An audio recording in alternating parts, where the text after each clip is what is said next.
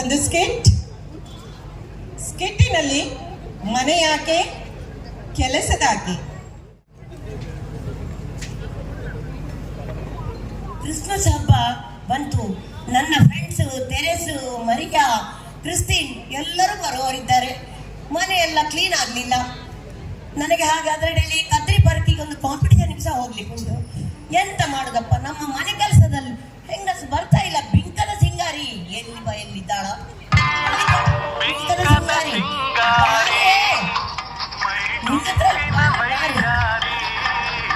ಬೇಗ ಬೇಗ ಬಾರೆ, ಬೇಗ ಬೇಗ ಬಾರೆ. ಏನ್ ಲೇಟು ನೋಡಿ.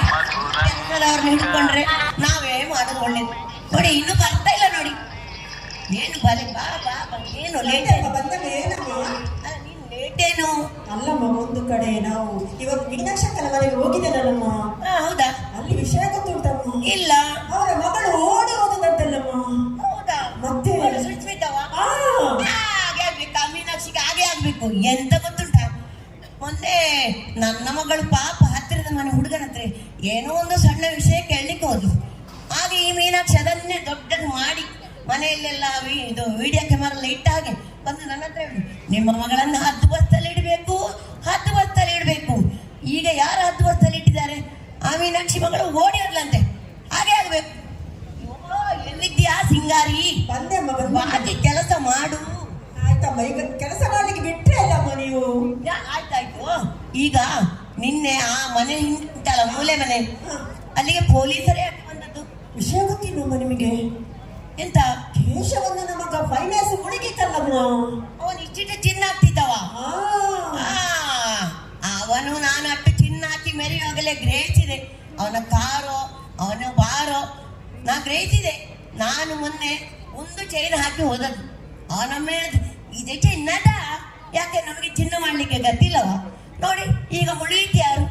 ಅವರೇ. ನನಗೆ ಹಾಲು ಕುಡಿದಷ್ಟು ಸಂತೋಷ ಆಯ್ತು. ಓ ಚಿಂಗಾರಿ, ಅಮ್ಮ, ಇನ್ನೊಂದು ವಿಷಯ ಗೊತ್ತುಂಟಮ್ಮ ನಿಮಗೆ?